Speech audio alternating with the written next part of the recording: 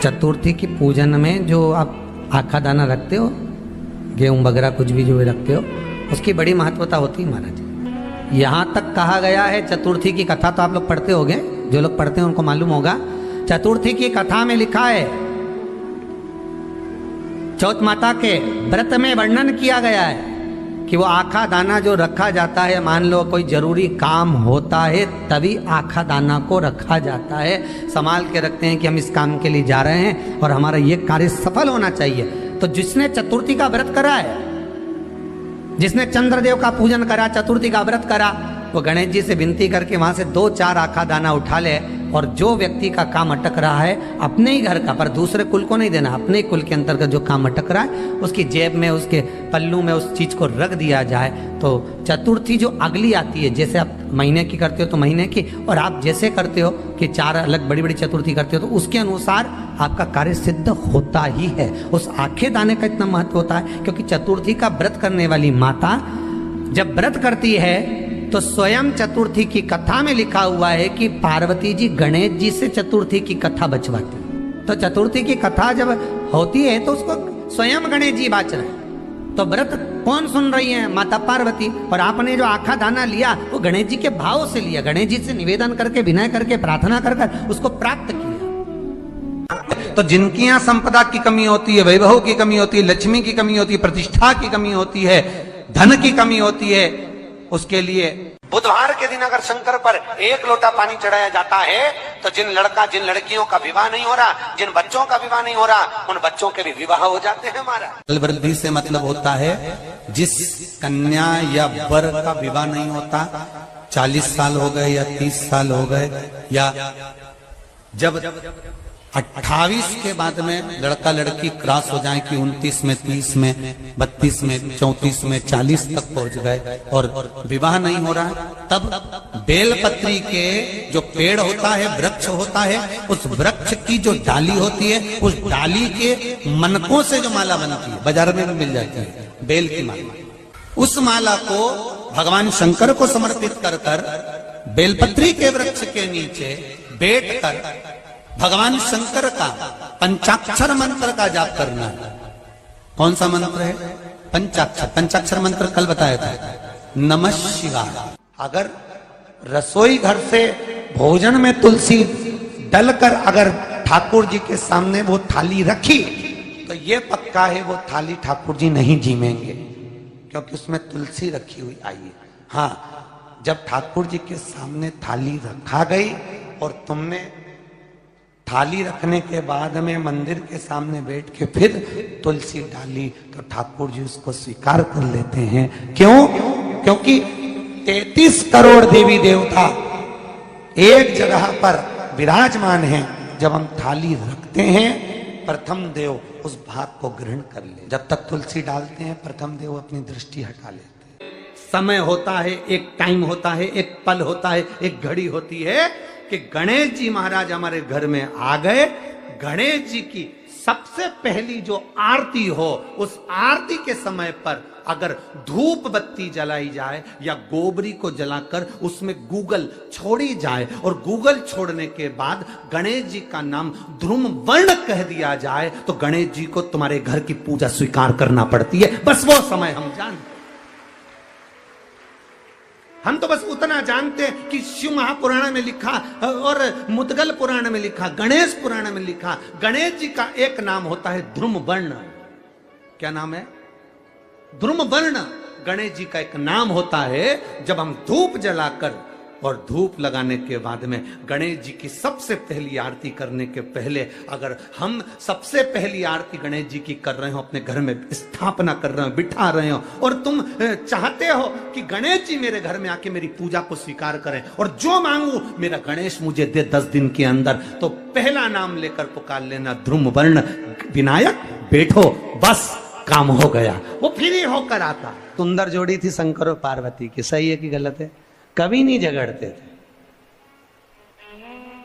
इसलिए पृथ्वी पर ना तो लक्ष्मी जी के व्रत हैं, ना ब्रह्माणी के व्रत हैं, ना इंद्राणी के व्रत हैं। अगर पूरी पृथ्वी पर सबसे ज्यादा व्रत किसके हैं? माता पार्वती। तीज का व्रत किसका?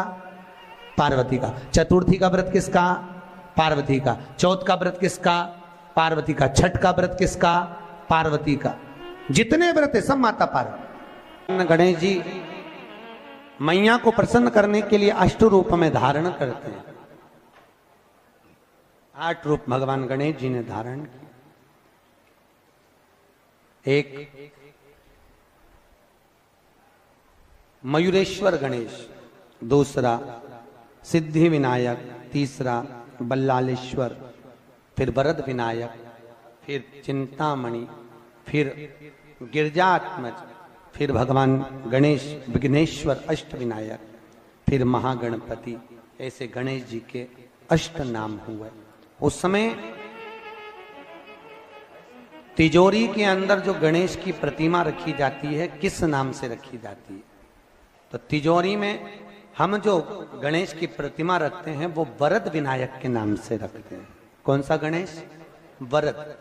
वरद विनायक के नाम से तिजोरी में गणेश रखते हैं। और वरद विनायक के नाम से गणेश जी तिजोरी में रखाते हैं। आपको कथा में कहा था घर में सीधी सूंड का गणेश और व्यापार व्यवसाय ऑफिस में उल्टी सूंड का गणेश होना चाहिए। वरद विनायक को तिजोरी में। जब मकान का गृह प्रवेश होता है तो गणेश जी की पूजन जो दरवाजे पर करी जाती है उसे सिद्धि विनायक गणेश कहते हैं। कौन सा गणेश?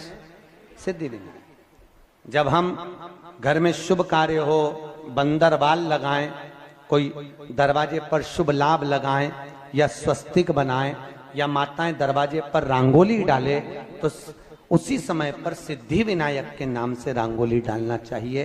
तो घर में लक्ष्मी बढ़ती है, सिद्धता बढ़ती है। याद रखिए, कभी भी गणेश जी को, मिट्टी के गणेश जी लाते हो भादो महीने में, तो विसर्जन करो तो विसर्जन के समय पर 2 बिंदी, एक कंकु की एक हल्दी की, दीवार पर जरूर लगा देना चाहिए। क्यों? क्योंकि गणेश जी हमारे यहाँ आते हैं तो रिद्धि सिद्धि के साथ आते हैं। पर जब गणेश जी जाते हैं अगर हम बिंदी नहीं लगाते हैं तो गणेश जी अपनी रिद्धि सिद्धि को साथ में लेकर चले जाते हैं। पति के साथ पत्नी वापिस चली जाती है। जब हम बिंदी लगाते हैं तो उसका मतलब होता है कि हमारे घर की बहू हमारे घर में रहे, बेटा भले भ्रमण के लिए जाए। तो गणेश जी जाते हैं, रिद्धि सिद्धि घर में रह जाती है। इसलिए रिद्धि सिद्धि को घर में रखने के लिए 2 बिंदी लगाना चाहिए, एक कुंकू की एक हल्दी। रिद्धि सिद्धि। गणेश जी की प्रियता है दुर्वा। क्या प्रियता है? दुर्वा। कितनी दुर्वा गणेश जी को समर्पित करी जाती है? मात्र 5। कितनी? आज के जमाने में लोग गट्ठा बनाकर चढ़ा दें, वो अपनी जगह पर 5 दुर्वा पंचम इंद्रियों को वश में करने के लिए और भगवान के 5 जो स्वरूप हैं उनको अपने भीतर उतारने के लिए 5 दुर्वा। और दुर्वा में भी 3 गांठ।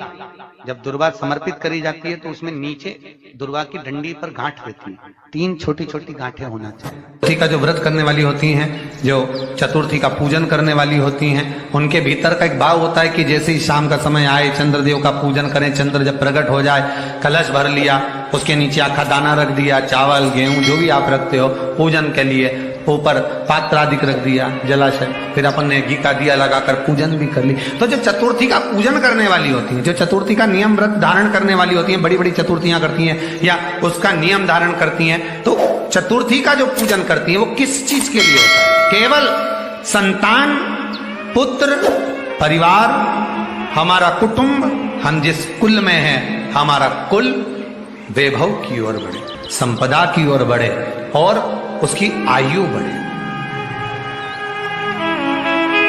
उसकी आयु बढ़े, वैभव बढ़े। बहुत ध्यान दीजिएगा महाराज। चतुर्थी की पूजन में जो आप आखा दाना रखते हो, गेहूं वगैरह कुछ भी जो रखते हो, उसकी बड़ी महत्वता होती है महाराज। यहां तक कहा गया है, चतुर्थी की कथा तो आप लोग पढ़ते होंगे, जो लोग पढ़ते हैं उनको मालूम होगा। चतुर्थी की कथा में लिखा है, चौथ माता के व्रत में वर्णन किया गया है कि वो आखा दाना जो रखा जाता है, मान लो कोई जरूरी काम होता है तभी आखा दाना को रखा जाता है, संभाल के रखते हैं कि हम इस काम के लिए जा रहे हैं और हमारा ये कार्य सफल होना चाहिए, तो जिसने चतुर्थी का व्रत करा है, जिसने चंद्रदेव का पूजन करा, चतुर्थी का व्रत करा, वो गणेश जी से विनती करके वहां से 2-4 आखा दाना उठा ले, और जो व्यक्ति का काम अटक रहा है अपने ही घर का, पर दूसरे कुल को नहीं देना, अपने ही कुल के अंतर्गत जो काम अटक रहा है उसकी जेब में, उसके पल्लू में उस चीज को रख दिया जाए।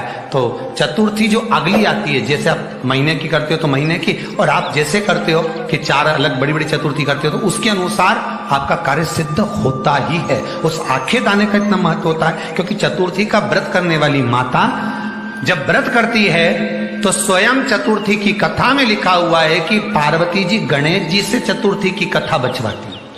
चतुर्थी की कथा बाची किसने थी? स्वयं गणेश जी महाराज ने। और सुनी किसने थी? माता पार्वती। बाचने वाले गणेश जी थे, सुनने वाली माता पार्वती थी। तो चतुर्थी की कथा जब होती है तो उसको स्वयं गणेश जी बाच रहे हैं।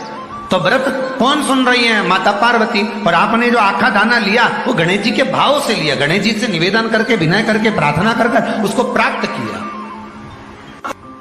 जितने आस्था चैनल पर कथा सुन रहे हो, जितने फेसबुक और यूट्यूब पर सुन रहे हो, और जितने इस छत्तीसगढ़ की पावन धरा पर बैठकर सुन रहे हो, बहुत सावधानी से सुनना।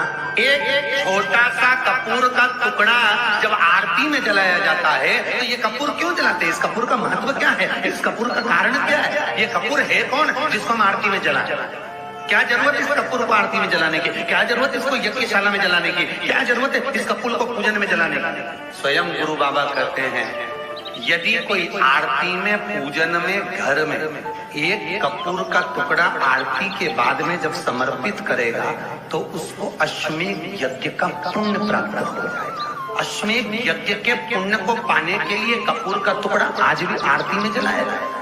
एक कपूर का टुकड़ा सुख का, इसीलिए हमारे यहाँ शास्त्र कहता है महाराज, जब आपको घर में अगर ऐसा लगने लगे कि 15 दिन से बहुत बेचैनी है, बहुत दुख तकलीफ लग रही है, कोई ना कोई बीमार पड़ रहा है, कुछ ना कुछ तकलीफें लग रही है, तो एक पीपल का पत्ता ले लो, उसके ऊपर एक कपूर का टुकड़ा ले लो, सारे घर में घुमाकर उसको दरवाजे के बीच मध्य में जलाकर रख दीजिए। थोड़ी सी जला 20 से 25 मिनट के अंदर मकान में एनर्जी वापिस आ जाएगी, उस भवन में एनर्जी वापिस आ जाएगी।